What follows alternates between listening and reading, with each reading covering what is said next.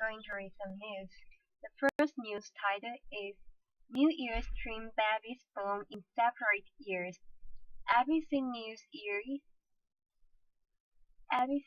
New Year's Twin Babies Born in Separate Years by Alexa Mauleon 7 hours ago.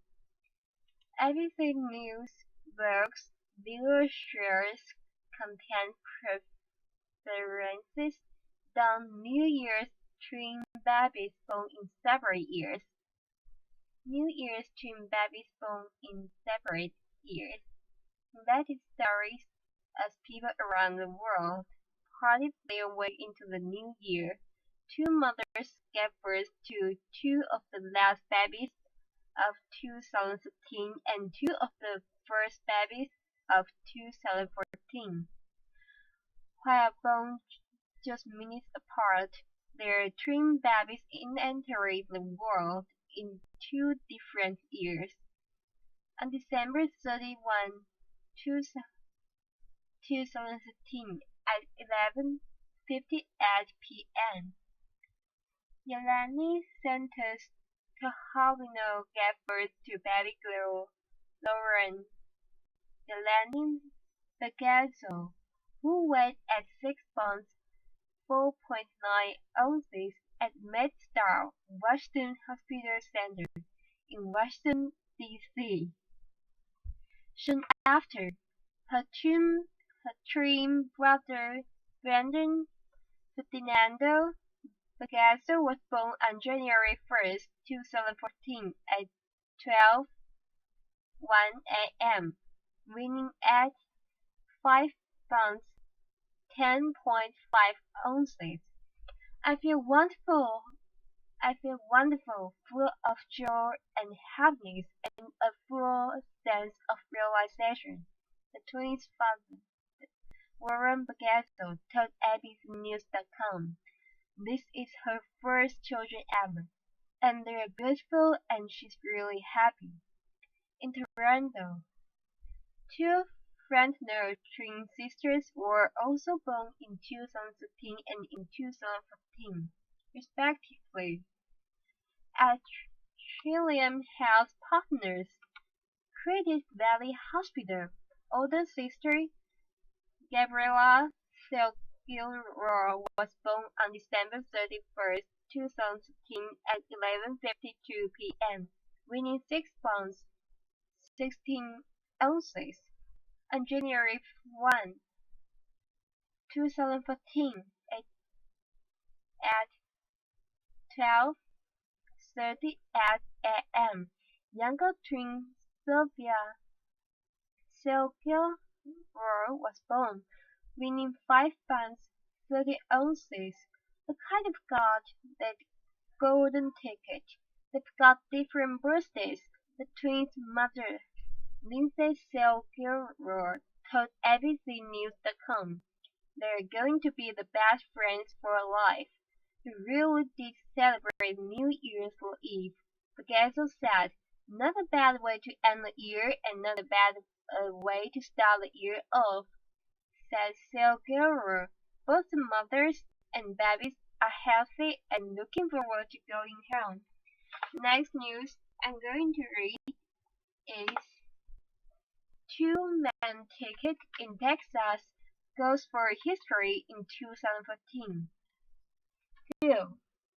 In this July 1st, 2013, Phil photo, Democratic state senators from that Kirk Watson, Wendy Davis, Letitia Vanderputti, and Russ Weiss participate in a pro-abortion rights rally at the state capitol in Austin, Texas. Davis and Vanderputti are going for a new kind of history in the U.S., winning an all-female ticket for governor and lieutenant governor. The two Democrats may carry the best odds yet in their run in Texas if they prevail in their March primaries as expected. political experts said it will be only the fifth time in at least 20 years that a party has nominated women for both governor and lieutenant governor. Austin, Texas. Forget whether Hillary Clinton could win the White House in 2016. Women still have yet to run many state houses, but in 2014, two Texas Democrats are going for a new kind of history, winning as an all-female ticket for governor and lieutenant governor, moving into one of the nation's most intriguing gubernatorial races this year is with the Democrat Wendy Davis, whose 11-hour filibuster over abortion restrictions catapulted the state senator to national fame this summer, can not only overcome long odds in a fiercely Republican state but pull off a political first. If Davis and fellow state Senator Latisha Vanderputti, who is running for lieutenant governor, prevail in their March primaries as expected, they'll form what political experts say is only the fifth time in at least the past 20 years that the party has nominated women for both governor and lieutenant governor. None of these pairings has ever won. None have a woman governor had and lieutenant governor ever served concurrently. Reisner in 1998 picked 5 women to state's top executive office, including then Attorney General Janet Napolitano, though the state has no lieutenant governor.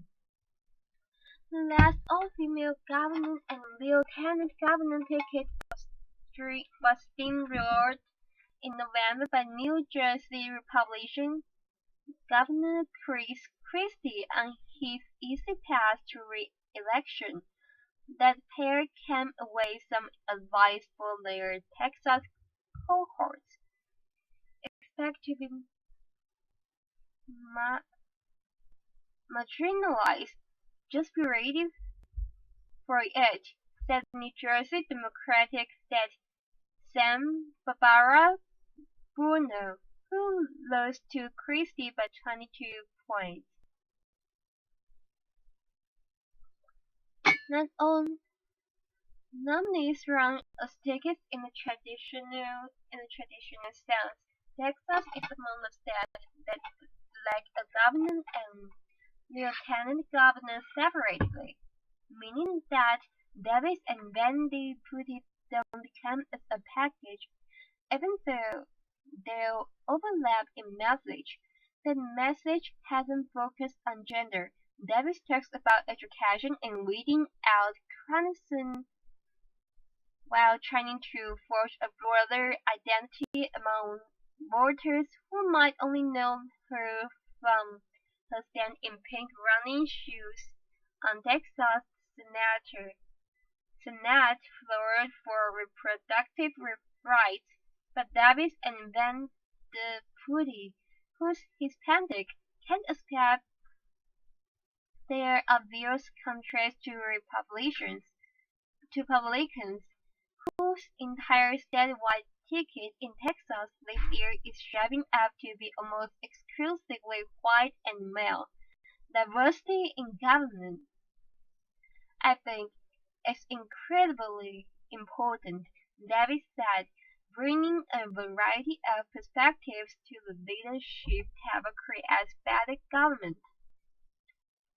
Yet, Republicans can argue they're doing a better job of putting women in governors' mansions right now. The GOP has fallen nationwide to the one held by Democrats, but the party has recently acknowledged it could do better with women voters, including U.S. House Speaker John Bonin, saying in December that some members of his caucus could stand to be more sensitive at times.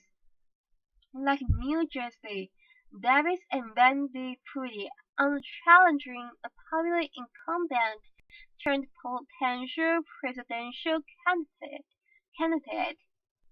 Texas Governor Rick Perry is stepping aside after 14 years and giving Republican Attorney General Greg Abbott, the presumptive Republican nominee, the task of preserving 2 decades of statewide GOP rule. Relegates Davis and Vandy Putty to the status of most female tickets before them, underdogs despite Texas having a stronger history than many states of electing powerful woman leaders. Former South Carolina GOP chairwoman Karen Folliot, who helmed the state party when Nikki Haley became South Carolina's first female governor in 2011, hosted a summit in August to brainstorm how Republicans can elect more women. The problem, she said, isn't message but getting more women to run. The Democratic Party has a better track record. They've been doing it longer, Folliot said. I think you'll see more Republican women offer up. It'll be a cascading effect. The closest 2 women have come to sweeping a state's top 2 offices was 2004 in Missouri, when now U.S. Senator Claire McCaskill, a Democrat, and the party's female nominee for lieutenant governor narrowly lost. Female Democratic candidates tend to amplify the gender gap in elections, said Debbie Walsh, director of the Center for American Women and Politics at Rutgers University. She said the other recent all-female tickets were a pair of Illinois Democrats in 1994 and a pair of Kentucky Republicans in 1999. Bruno doesn't believe being a woman was a deciding factor in the New Jersey gubernatorial race, but said that misogynistic and belittling remarks in a state where none of its 12 congressional members are women. One GOP county chairman compared Bruno choosing Millie Silva, a labor leader who previously never ran for statewide office, as a running mate to picking his secretary. Then the Putty recalled feeling marginalized in the Texas Senate in the June when, as Republicans began stopping Davis' filibuster, she took the microphone and asked, "At what point must a female senator raise her hand or her voice to be recognized over the male colleagues in the room?" Then the Putty, who will fast one of the 4 men vying for the Republican nomination, acknowledged it's unusual to try winning with 2 women. But, maybe it shouldn't be. Then the Putty said, "We just happen to be 2 girls. That's the way it ended up." The next news I'm going to read is Doug Son Robson makes nice in Fox interview.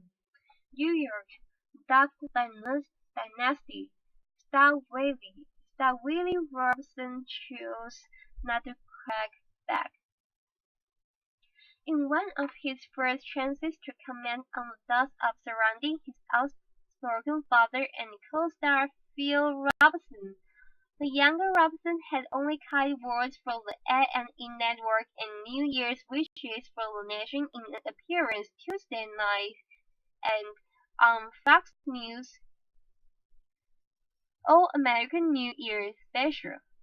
We are just glad to be back to work, and A&E and us are fine, Willie Robson said in a live appearance with wife Korea from Steamboat Springs. Polo. Frank's host Bill Hammer and Elizabeth Hasselbeck gave him several chances to address the firestorm surrounding the suspension of his father over anti-gay comments, but without quite starting the question. Willie Robson chose not to take the bait either. We are looking forward to getting back to making some funny shows. It's a new year, so we're ready to break in New Year's and start it all over again. Robson said, we're ready to move on. I think we'll learn a lot and we're just ready to move on. And the family's happy and we're ready to go. I've got to make sure my guys are back there building dark holes. Asking her thoughts on the suspension by Hasselbeck Corey, Robson took the same conciliatory tone. Hey, I'm just glad the family's all together. The best thing about the show is we get to do it as a family, she said. We're all happy, happy, happy. The cable channel reinstated Phil Robson on Friday, 9 days after suspending him over the anti-gay comments made to GQ magazine. The suspension sparked broad outrages of defenders who felt he was being censored by the network. Next news, Enduring Duty is China's first aircraft carrier completed South China Sea drills. Beijing. China's first aircraft carrier has successfully finished a series of tests during a training mission in the disputed South China Sea and has returned to port. State media reported. Desmond drills off the coast of Hainan Island marked not only the first time China has sent a carrier into the South China Sea, but the first time it has maneuvered with a Counter Strike group of escort ships U.S. carriers deployed, according to regional military officers and analysts. After 2 decades of double-digit increases in the military budget, China's admirers plan to develop a full blue water navy capable of defending growing economic interests as well as disputed territory in the South and East China Seas. The aircraft carrier Liaoning carried out more than 100 tests, including of its combat systems, and has now docked at port in the northern city of Krendal. The official Xinhua news agency said late on Wednesday. The aircraft carrier underwent comprehensive tests of its combat system and conducted a formation practice during its 37-day voyage. Xinhua said, citing an unnamed naval source as saying, the test attained the anticipated objectives. The report added, all tests and training programs went well as scheduled. The carrier was escorted by 2 destroyers and 2 frigates, and aircraft and submarines also participated in the drills. The Liaoning, a Soviet airship from Ukraine in 1998 and refitted in a Chinese shipyard, has long been a symbol of China's naval build-up. Carrier strike group sits at the core of China's naval ambitions, and successfully operating the 60,000-ton Liaoning is the first step in what state media and some military experts believe will be the deployment of locally built carriers by 2020. friction over the South China Sea has surged as China used its growing naval might to assert a vast claim over the oil and gas-rich area, raising fears of a clash between it and other countries in the region, including the Philippines and Vietnam. The USS Carapace narrowly avoided colliding with a Chinese warship escorting the Liaoning while operating in the international waters on December 5th, the U.S. Navy has said. Xinhua said the Carapace was warned by the Carrier Task Force, adding the U.S. vessel was intentionally putting the Liaoning under surveillance. Next news I'm going to read is first snowstorm of 2014 descends on New England, New York. Hartford, Conn. Residents and emergency management officers in New England and parts of New York prepared on Wednesday for a winter storm predicted to help Austria in 2014 with snow and frigid temperatures across much of the region. Snow was expected to begin falling overnight, promising a messy commute for the first business day of the new year, but the full storm wasn't expected to hit until later Thursday. Much as a foot of snow or more was forecast for some areas overnight Thursday into Friday, and temperatures were expected to plummet, with some areas seeing highs just above zero. National Weather Service said there will be travel problems, said Hu Johnson, a National Weather Service meteorologist in Albany, New York. It will be very cold.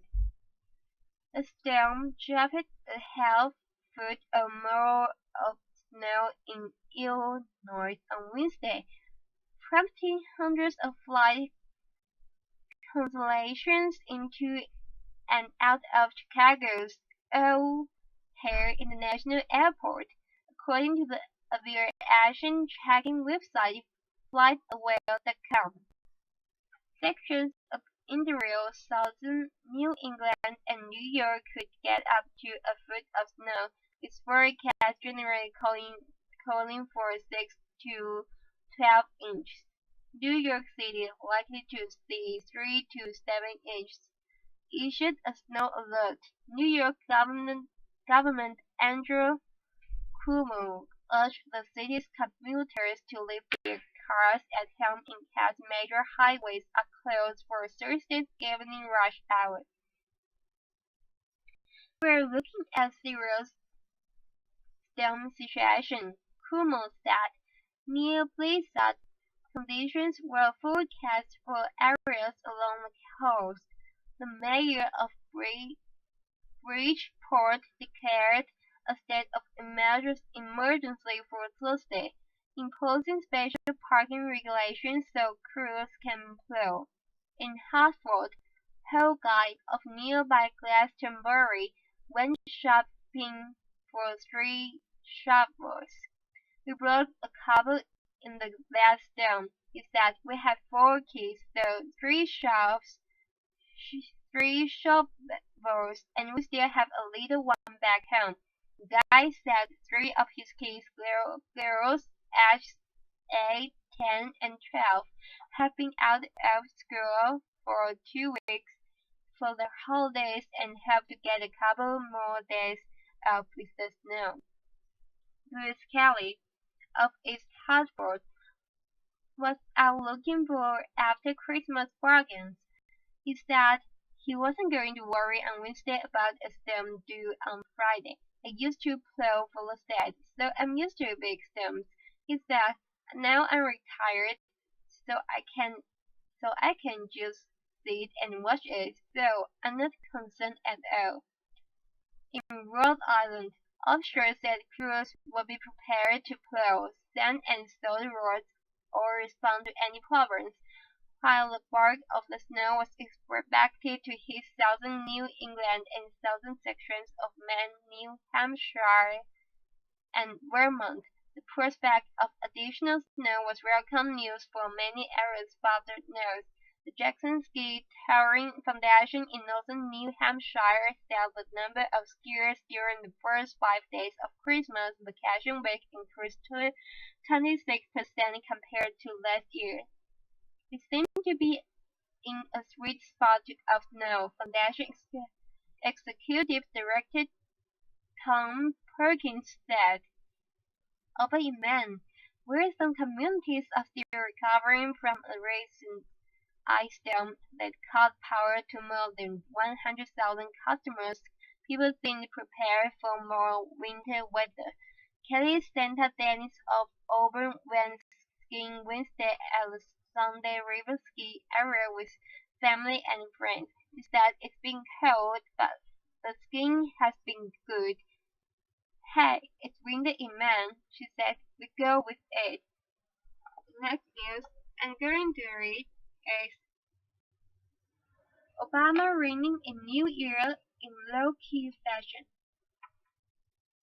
Honolulu.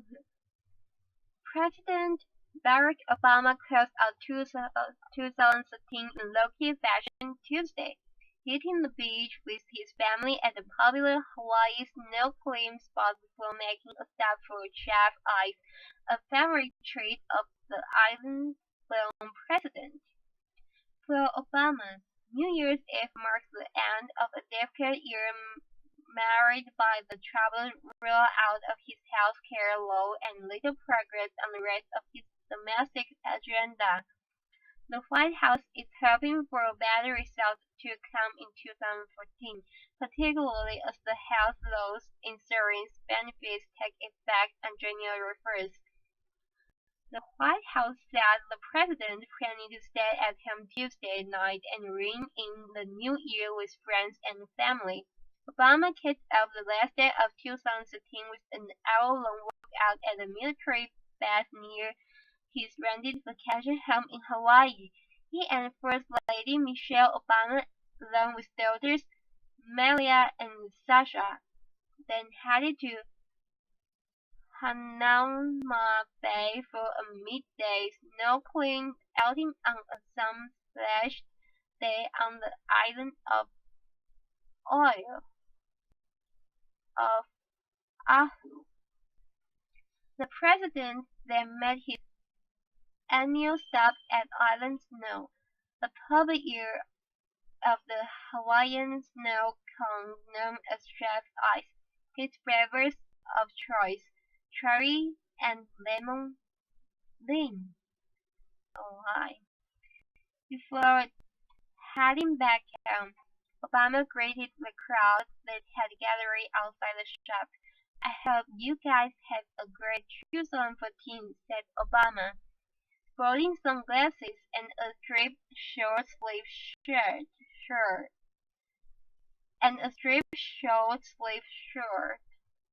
The president has largely stayed out of the spotlight since arriving in Hawaii more than a week ago. He spent his days golfing with his friends, hiking with his family, and hitting the town for dinner at several high-end restaurants he frequents while in his homestead. Behind the scenes, I said Obama is receiving updates on the problematic rollout of his signature health care law. Insurance coverage is scheduled to start January 1st for those who have enrolled since sign-ups opened at the beginning of October. Widespread glitches on the health care government website appear to be largely fixed, and administration officials said Tuesday that more than 2 million people had enrolled in insurance through the exchange. However, insurers said they are still receiving thousands of erroneous psyops from the government. I said the president has also been reviewing a presidential panel's recommendations for placing limits on the national security agency's surveillance programs. Obama is not